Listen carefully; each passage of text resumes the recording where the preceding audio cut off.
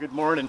Today we're down at the tent. We're going to be doing some trimming of invasives such as autumn olive and buckthorn.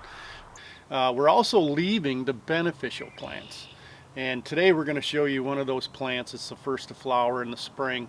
It's a really important shrub or tree on our property. So we're going to get a fire started, get this place warmed up, and then I'll go out and show you what I'm talking about.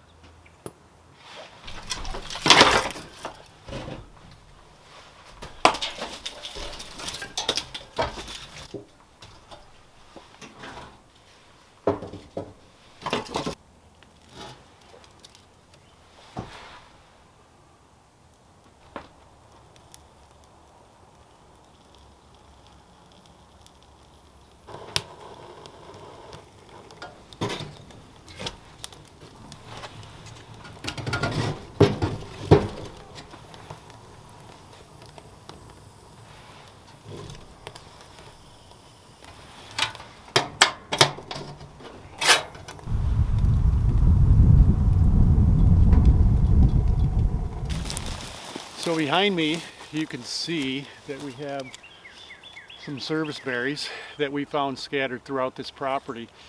It's a serviceberry, juneberry, shadberry, shadbush. There's a lot of different names for it. It's an early pollinator. It's important for the bees early in the season. Although it's cold enough, I don't think there's any bees or pollinators out right now. They produce a berry that a variety of birds eat. Small mammals, chipmunks, they love them. So it's an important tree on this property, and as I'm trimming, I want to leave these. And I'll trim out around them, get rid of any competition, and hopefully they'll survive and grow and help us out on the property. The serviceberry flowers can range from white, like this one, to pink or red like this one. The berries are similar to a blueberry, a little bit sweeter, if you can get to them before the birds get to them, because the birds eat them up pretty quick. So here we have an example of a serviceberry that's actually more like a tree. So when I found this tree, I wasn't sure what it was, but the early spring flowers gave it away. It's a serviceberry tree. It's 25 to 30 foot tall. So this is a comparison between a serviceberry tree and a serviceberry shrub. Same species, different form. One of the plants that we are trying to get rid of is this autumn olive. The problem with the autumn olive is you cut it and it resprouts. So as it starts to leaf out, I'll come down here and spray it with a glyphosate and try to eliminate it. But it's everywhere. We're trying to get rid of it.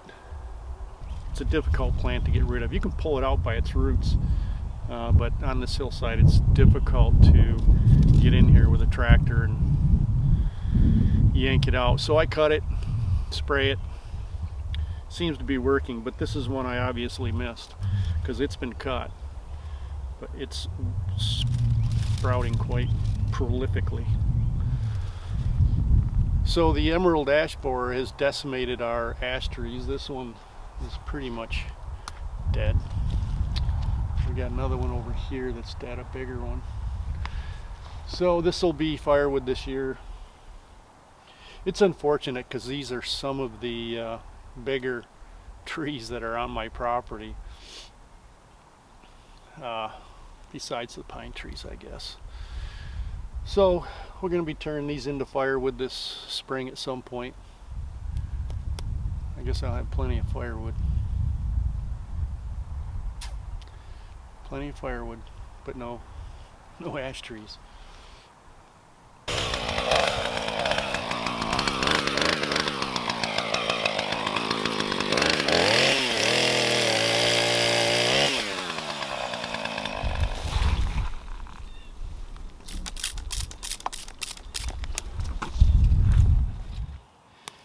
Here we have some autumn olive as well. I'm going to get rid of that.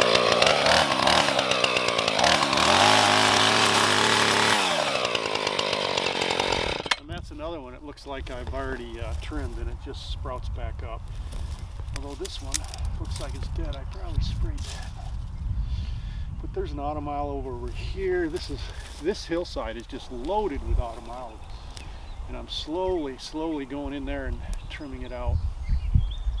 Trimming and spraying. It's about the only way to get rid of it on this hillside.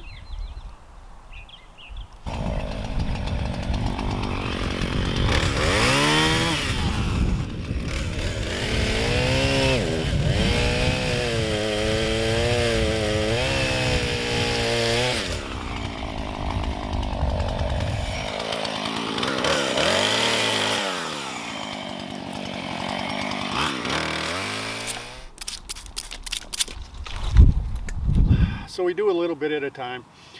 I come down here, I'll cut a few here and a few there. I don't like to get rid of all of it because it does provide some cover on this property. So we slowly weed it out. We do have some pine trees planted in here. These are probably 3-year-old pine trees that I planted, or I planted them 3 years ago. And we have them sprinkled throughout the property, so they'll grow up, create the cover, and we'll slowly get rid of the Russian olive or autumn olive and buckthorn. And there's another buckthorn up there. I'm gonna go cut that.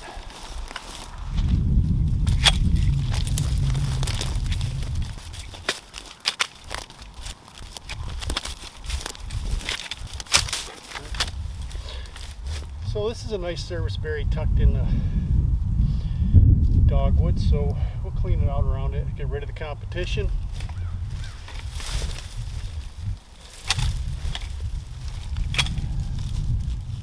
So it's easy to get overwhelmed with cutting all this invasive autumn olive and buckthorn out on this property because there's a lot of it.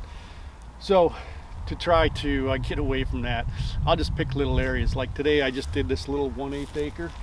Cut all the buckthorn and autumn olive out, sprayed the trunks with a glyphosate, and if you spray it right away, even in this time, at this time of year, it's just starting to bud out, so the glyphosate should be effective.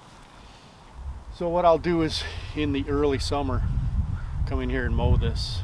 There's a lot of great dogwood which I'll mow down, and the goldenrod, which is pretty good in here. There's a lot of goldenrod that'll come up, and this will be a little bit better area. I'll leave some of the stuff in here, like we have some hawthorn over there. We'll leave that. Got a little bit more to cut, but we're getting there. A little bit at a time. Little spot here, little spot there, and eventually we'll have gotten rid of this. But it's an ongoing process. I've tried a lot of different ways to get this stuff not to sprout up, but it's pretty prolific. It wants to sprout. So we're trying a couple different things. We'll see what works. I think the cut and squirt is probably the best way to go. All right, see you later. It's starting to snow again.